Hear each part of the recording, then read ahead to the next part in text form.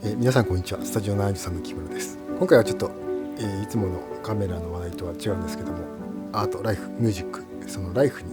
位置づけられるようなテーマでお送りしていこうかなと思います。実はですね、僕は関東地方の真ん中あたりにある、何の変哲もない田舎にですね、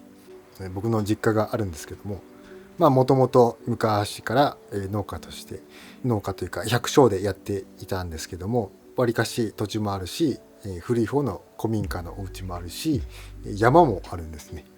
もともとその古民家 DIY とかをやりたいなっていう欲求もあったりですね、自然農だとかもともともう10年ぐらい前から本読んだりして興味あったんですよね。ギタリストやってた時代からめちゃめちゃ興味あったんですけど、ここ最近の日本は米の価格が暴騰したり、また食料の自給率の問題が話題になったり、はたまた2025年7月まだ来てないですけども、大災害の予言なんかもあったりしてですね、やっぱりコロナぐらいから思ってたのは、なんとか実家のね、田舎の今はキャッシュを稼ぐには何の足しにもならない、何の変哲もない田舎ですけども、そういう、土地だとか古民家だとかっていうのをうまく活用していきたいなっていうのをずっと思ってたんですけど、エコビレッジっていうのが去年ぐらいからすごく話題になっててですね、自然農と、あとはその自分で家を作ってメンテナンスできるみたいなノウハウを掛け合わせて、コミュニティでもあるんかもしれないんですけども、自給自足ができる、そういう持続可能なエコビレッジっていうもの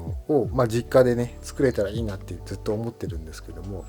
今都会でね、東京の方でサラリーマンやってますので、たまに土日に帰ってそれをやるぐらいなんですけども、それでね、何度か帰りながらどうしたもんかなみたいにちょっと考えてたんですけど、まず、古民家解消するにも自然農を始めるのもやっぱり遠いし、手入れも毎週帰れるわけじゃないんで難しいなっていうところで、でも何かはしたいなっていうところで、山があるんでその上に小屋を作ることから始めてみようかなみたいな、ところで小屋を建てることにしました。はい。で、ちょっと前置き長くなったんですけど、この動画はその小屋作りの最初の作業記録でございます。今映像でね出してるのがどんなところかなっていうのが見ていただけると分かると思うんですけど、本当に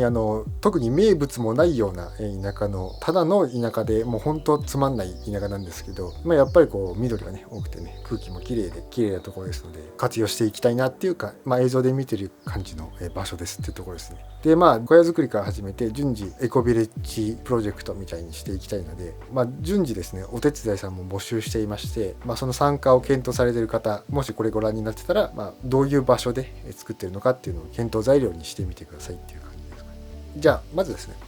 山の上に小屋を作ろうっていうのがまずそこから始めてるんですけど、どんなのを作ろうかなっていう時にですね、 Amazon Kindle Unlimited で、もう見つけてるんですよね。小屋を作る本2023ってやつの Kindle Unlimited なんで、サブスク入れば見れるやつの表紙になってる小屋がいいかなと思って、これをこのままもう本当図面もあるし、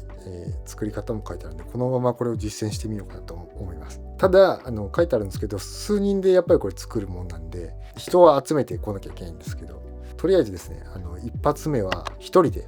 始めました。両親は実家の方に住んでおりまして、だいぶ高齢なんですけど、多少手を借りたりもしたんですけども、もうだいぶ高齢なんでね、山の上で作るんで、山の上に借り出すのはちょっとだいぶ良くないんですよね。なので誰か助っ人がいる時に小屋作りを進めるしかないなっていうふうには思ってるんですけども、という感じで一人で、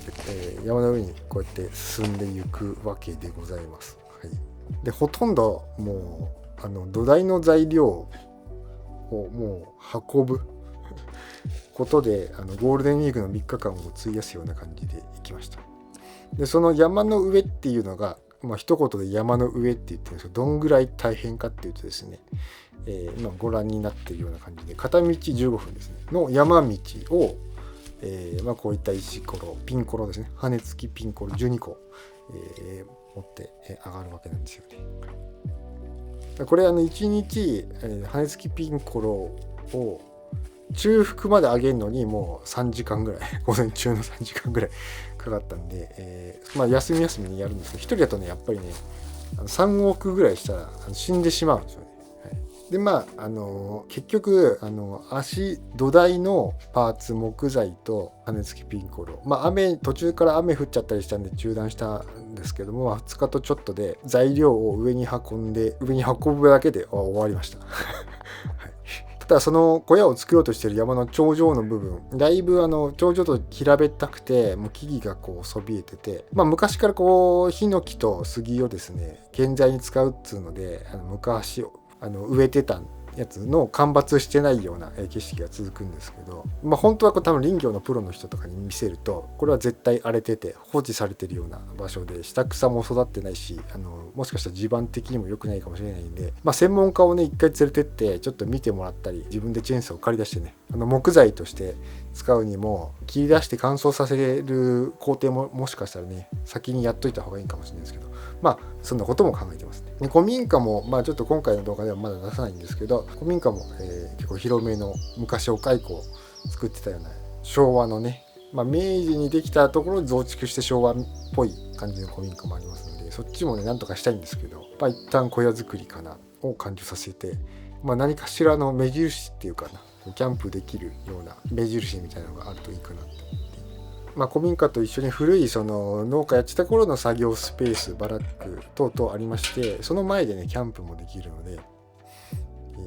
休みの日に、軽く運動がてら、小屋作りはめちゃくちゃいい感じになりそうです。というわけで、小屋作りNo.1の作業記録でございました。こちらのチャンネルではアートライフミュージックのテーマで動画をお送りしております。グッドボタン、チャンネル登録よろしくお願いします。それではまた。